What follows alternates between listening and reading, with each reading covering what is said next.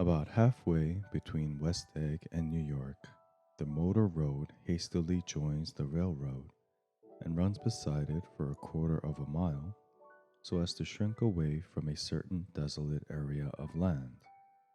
This is a valley of ashes, a fantastic farm where ashes grow like wheat into ridges and hills, and grotesque gardens where ashes take the forms of houses and chimneys and rising smoke, and finally, with a transcendent effort, of ash gray men who move dimly and already crumbling through the powdery air.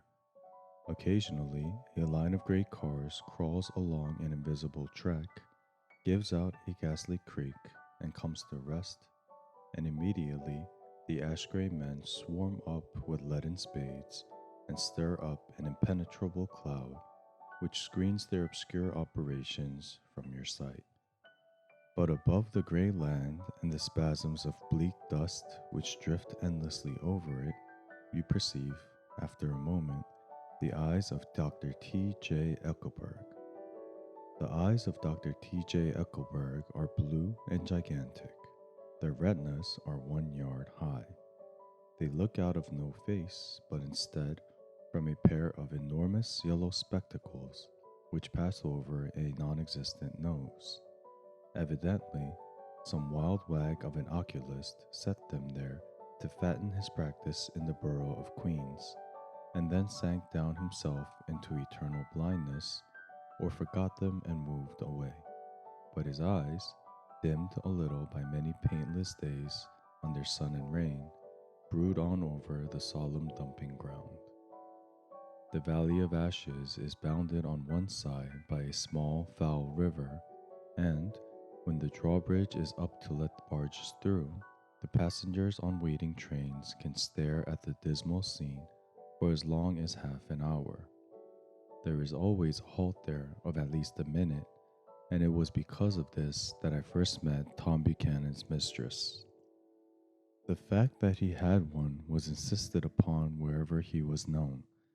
His acquaintances resented the fact that he turned up in popular cafes with her and, leaving her at a table, sauntered about, chatting with whomsoever he knew. Though I was curious to see her, I had no desire to meet her, but I did. I went up to New York with Tom on the train one afternoon, and when we stopped by the ash heaps, he jumped to his feet and, taking hold of my elbow, literally forced me from the car. "We're getting off," he insisted. "I want you to meet my girl." I think he tanked up a good deal at luncheon, and his determination to have my company bordered on violence. The supercilious assumption was that on Sunday afternoon I had nothing better to do. I followed him over a low whitewashed railroad fence, and we walked back 100 yards along the road under Dr. Eckelberg's persistent stare. The only building in sight was a small block of yellow brick sitting on the edge of the wasteland, a sort of compact main street ministering to it, and contiguous to absolutely nothing. One of the 3 shops it contained was for rent, and another one was an all-night restaurant approached by a trail of ashes. The third was a garage, repairs, George B. Wilson, cars bought and sold, and I followed Tom inside. The interior was unprosperous and bare. The only car visible was the dust-covered wreck of a Ford which crouched in a dim corner. It had occurred to me that this shadow of a garage must be a blind, and that sumptuous and romantic apartments were concealed overhead, when the proprietor himself appeared in the door of an office, wiping his hands on a piece of waste. He was a blond, spiritless man, anemic and faintly handsome. When he saw us, a damp gleam of hope sprang into his light blue eyes. "Hello, Wilson, old man," said Tom, slapping him jovially on the shoulder. "How's business?" "I can't complain," answered Wilson unconvincingly. "When are you going to sell me that car?" "Next week. I've got my man working on it now." "Works pretty slow, don't he?" "No, he doesn't," said Tom coldly. "And if you feel that way about it, maybe I'd better sell it somewhere else after all." I I didn't mean that, explained Wilson quickly. Just meant. His voice faded off, and Tom glanced impatiently around the garage. Then I heard footsteps on the stairs, and in a moment, the thickish figure of a woman blocked out the light from the office door. She was in the middle 30s and faintly stout, but she carried her flesh sensuously, as some women can. Her face, above a spotted dress of dark blue crepe de chine, contained no facet or gleam of beauty, but there was an immediately perceptible vitality about her, as if the nerves of her body were continually smoldering. She smiled slowly and, walking through her husband as if he were a ghost, shook hands with Tom, looking him flush in the eye.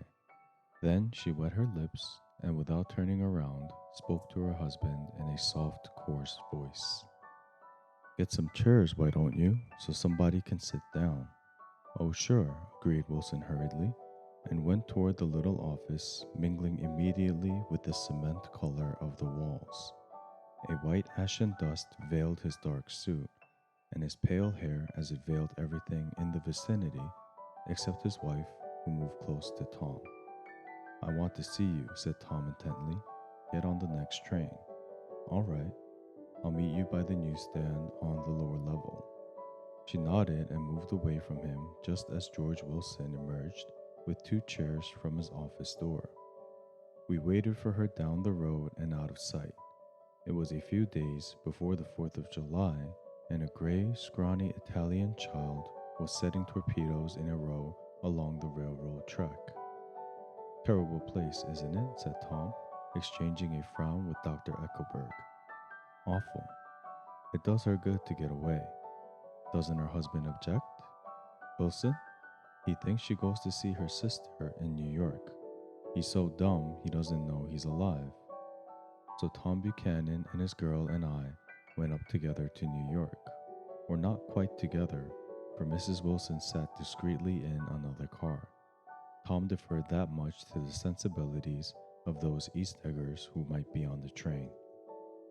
She had changed her dress to a brown-figured muslin, which stretched tight over her rather wide hips, as Tom helped her to the platform in New York. At the newsstand, she bought a copy of Town Tattle and a moving picture magazine, and in the station drugstore some cold cream and a small flask of perfume. Upstairs, in the solemn echoing drive, she let 4 taxicabs drive away before she selected a new one, lavender-colored with gray upholstery, and in this we slid out from the mass of the station into the glowing sunshine. But immediately she turned sharply from the window and, leaning forward, tapped on the front glass. I want to get one of those dogs, she said earnestly. I want to get one for the apartment. They're nice to have, a dog. We backed up to a gray old man who bore an absurd resemblance to John D. Rockefeller. In a basket swung from his neck cowered a dozen very recent puppies of an indeterminate breed.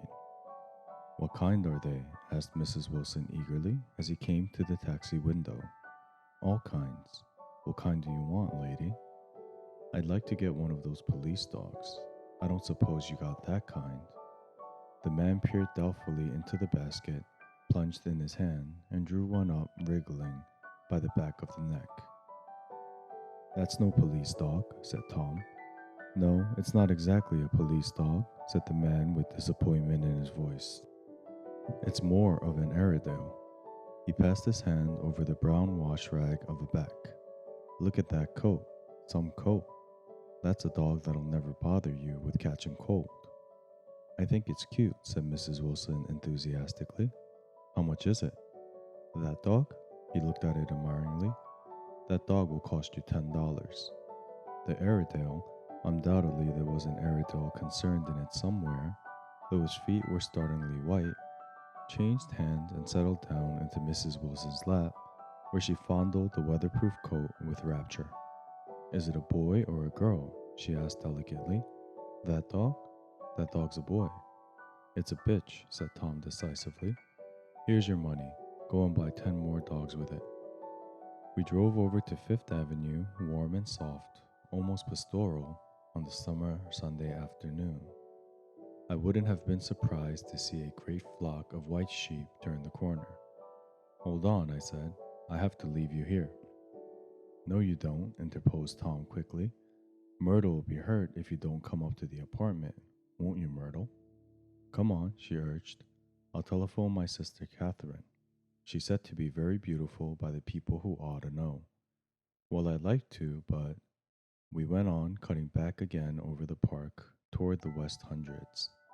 At 158th Street, the cab stopped at one slice in a long white cake of apartment houses. Throwing a regal homecoming glance around the neighborhood, Mrs. Wilson gathered up her dog and her other purchases and went haughtily in. "I'm going to have the McKees come up," she announced as we rose in the elevator, and of course, I got to call up my sister too. The apartment was on the top floor, a small living room, a small dining room, a small bedroom, and a bath.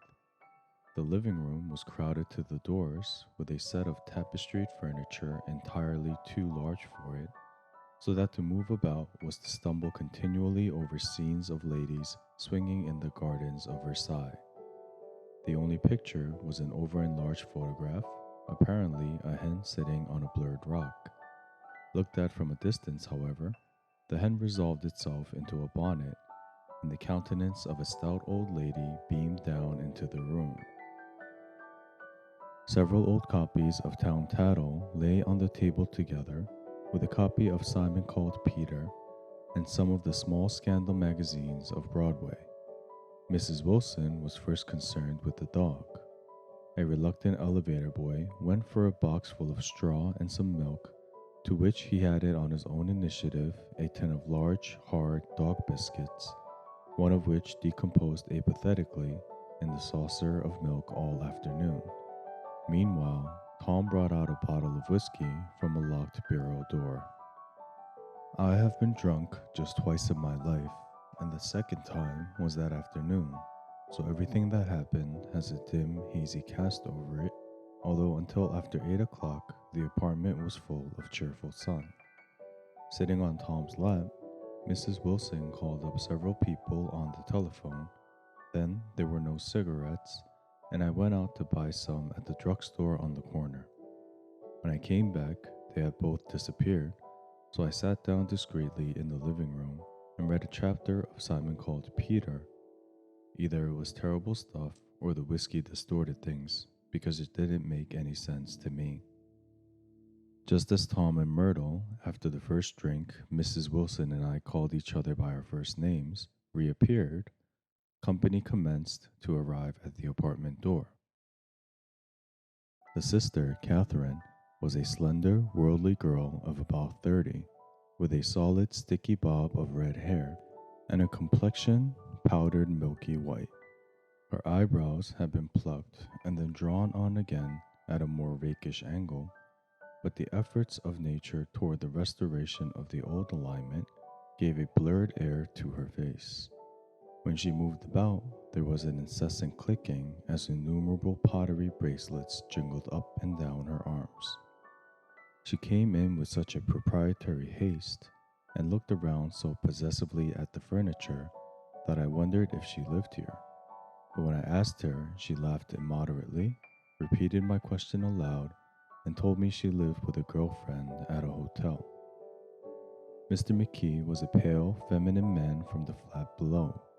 He had just shaved, for there was a white spot of lather on his cheekbone, and he was most respectful in his greeting to everyone in the room. He informed me that he was in the artistic game, and I gathered later that he was a photographer and had made the dim enlargement of Mrs. Wilson's mother, which hovered like an ectoplasm on the wall. His wife was shrill, languid, handsome, and horrible. She told me with pride that her husband had photographed her 127 times since they had been married. Mrs. Wilson had changed her costume some time before and was now attired in an elaborate afternoon dress of cream-colored chiffon, which gave out a continual rustle as she swept about the room. With the influence of the dress, her personality had also gone a change. The intense vitality that had been so remarkable in the garage was converted into impressive hauteur. Her laughter, her gestures, her assertions became more violently affected moment by moment, and as she expanded, the room grew smaller around her until she seemed to be revolving on a noisy, creaking pivot through the smoky air. My dear, she told her sister in a high, mincing shout, most of these fellas will cheat you every time. All they think of is money. I had a woman up here last week to look at my feet, and when she gave me the bill, you'd have thought she had my appendicitis out. What was the name of the woman? Asked Mrs. McKee. Mrs. Eberhart. She goes around looking at people's feet in their own homes. I like your dress, remarked Mrs. McKee. I think it's adorable. Mrs. Wilson rejected the compliment by raising her eyebrows in disdain. It's just a crazy old thing, she said. I just slip it on sometimes when I don't care what I look like. But it looks wonderful on you, if you know what I mean, pursued Mrs. McKee. If Chester could only get you in that pose, I think he could make something of it. We all looked in silence at Mrs. Wilson, who removed a strand of hair from over her eyes and looked back at us with a brilliant smile. Mr. McKee regarded her intently with his head on one side and then moved his hand back and forth slowly in front of his face. I should change the light, he said after a moment. I'd like to bring out the modeling of the features, and I try to get hold of all the back hair. I wouldn't think of changing the light, cried Mrs. McKee. I think it's... Her husband said, shh, and we all looked at the subject again, whereupon Tom Buchanan yawned audibly and got to his feet. You McKees have something to drink, he said. Get some more ice and mineral water, Myrtle, before everybody goes to sleep. I told that boy about the ice. Myrtle raised her eyebrows in despair at the shiftlessness of the lower orders. These people, you have to keep after them all the time. She looked at me and laughed pointlessly. Then she flounced over to the dog, kissed it with ecstasy, and swept it into the kitchen, implying that a dozen chefs awaited her orders there. I've done some nice things out on Long Island, asserted Mr. McKee. Tom looked at him blankly.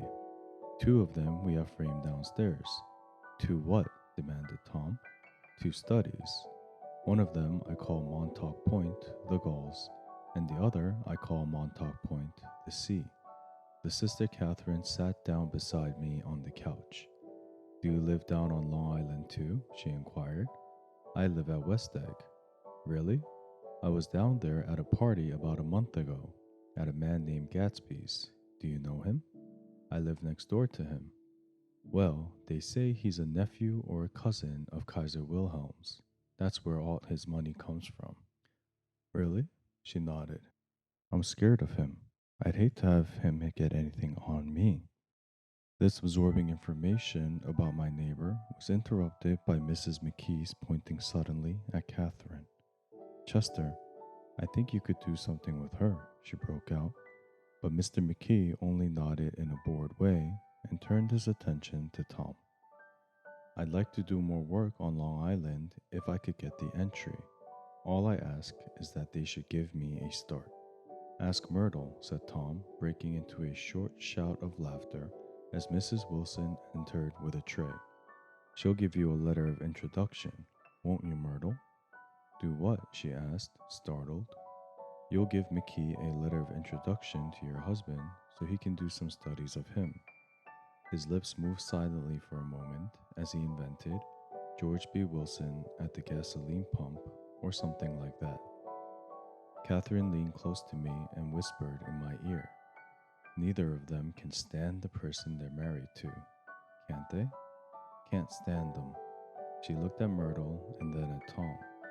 What I say is, why go on living with them if they can't stand them? If I was them, I'd get a divorce and get married to each other right away. Doesn't she like Wilson either? The answer to this was unexpected.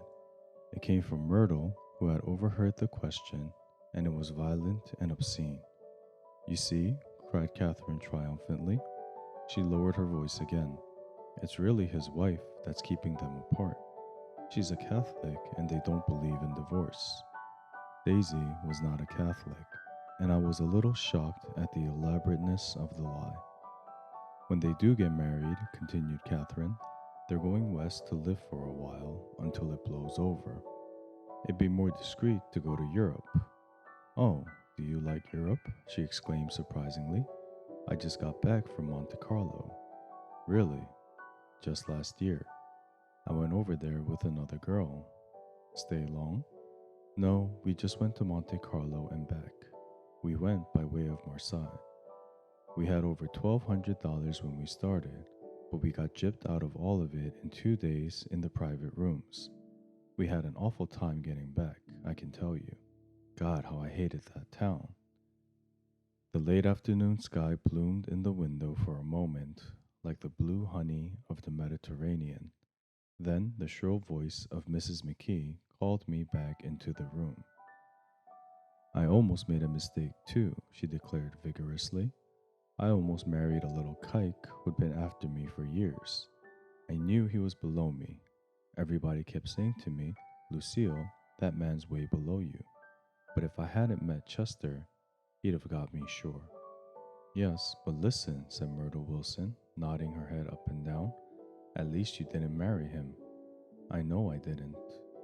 Well, I married him, said Myrtle ambiguously, and that's the difference between your case and mine. Why did you, Myrtle? Demanded Catherine. Nobody forced you to. Myrtle considered. I married him because I thought he was a gentleman, she said finally. I thought he knew something about breeding, but he wasn't fit to lick my shoe. You were crazy about him for a while, said Catherine. Crazy about him? Cried Myrtle incredulously. Who said I was crazy about him? I never was any more crazy about him than I was about that man there. She pointed suddenly at me, and everyone looked at me accusingly. I tried to show by my expression that I expected no affection. The only crazy I was when I married him. I knew right away I made a mistake. He borrowed somebody's best suit to get married in and never even told me about it. And the man came after it one day when he was out. Oh, is that your suit? I said. This is the first I ever heard about it. But I gave it to him, and then I lay down and cried to beat the band all afternoon. She really ought to get away from him, resumed Catherine to me. They've been living over that garage for 11 years, and Tom's the first sweetie she ever had. The bottle of whiskey, a second one, was now in constant demand by all present, excepting Catherine, who felt just as good on nothing at all. Tom rang for the janitor and sent him for some celebrated sandwiches, which were a complete supper in themselves. I wanted to get out and walk eastward toward the park through the soft twilight, but each time I tried to go, I became entangled in some wild, strident argument which pulled me back, as if with ropes, into my chair. Yet high over the city, our line of yellow windows must have contributed their share of human secrecy to the casual watcher in the darkening streets, and I saw them too, looking up and wondering. I was within and without, simultaneously enchanted and repelled by the inexhaustible variety of life. Myrtle pulled her chair close to mine, and suddenly her warm breath poured over me the story of her first meeting with Tom. It was on the two little seats facing each other that are always the last ones left on the train. I was going up to New York to see my sister and spend the night. He had on a dress suit and patent leather shoes, and I couldn't keep my eyes off him. But every time he looked at me, I had to pretend to be looking at the advertisement over his head. When we came into the station, he was next to me, and his white shirt front pressed against my arm, and so I told him I'd have to call a policeman, but he knew I lied. I was so excited that when I got into a taxi with him, I didn't hardly know I wasn't getting into a subway train. All I kept thinking about over and over was, you can't live forever, you can't live forever. She turned to Mrs. McKee, and the room rang full of her artificial laughter. My dear, she cried, I'm going to give you this dress as soon as I'm through with it. I've got to get another one tomorrow. I'm going to make a list of all the things I've got to get. A massage and a wave and a collar for the dog, and one of those cute little ashtrays where you touch a spring, and a wreath with a black silk bow for Mother's grave that'll last all summer. I got to write down a list so I won't forget all the things I gotta do. It was 9 o'clock. Almost immediately afterward, I looked at my watch and found it was 10. Mr. McKee was asleep on a chair with his fists clenched in his lap, like a photograph of a man of action. Taking out my handkerchief, I wiped from his cheek the spot of dried lather that had worried me all the afternoon. The little dog was sitting on the table, looking with blind eyes through the smoke, and from time to time groaning faintly. People disappeared, reappeared, made plans to go somewhere, and then lost each other, searched for each other, found each other a few feet away. Sometime toward midnight, Tom Buchanan and Mrs. Wilson stood face to face discussing, in impassioned voices, whether Mrs. Wilson had any right to mention Daisy's name. Daisy, Daisy, Daisy, shouted Mrs. Wilson. I'll say it whenever I want to. Daisy, Making a short, deft movement, Tom Buchanan broke her nose with his open hand. Then there were bloody towels upon the bathroom floor, and women's voices scolding, and high over the confusion a long broken wail of pain. Mr. McKee awoke from his doze and started in a daze toward the door.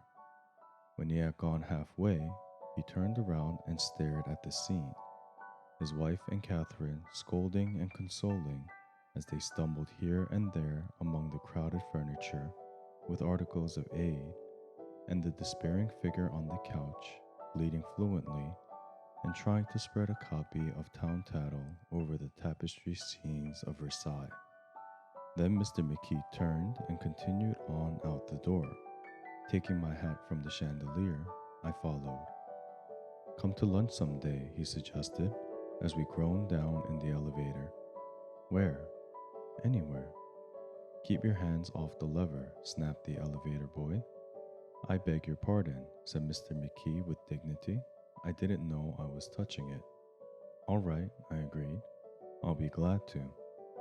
I was standing beside his bed, and he was sitting up between the sheets, clad in his underwear, with a great portfolio in his hands. Beauty and the Beast, Loneliness, Old Grocery Horse, Brooklyn Bridge. Then I was lying half asleep in the cold lower level of the Pennsylvania station, staring at the morning Tribune and waiting for the 4 o'clock train.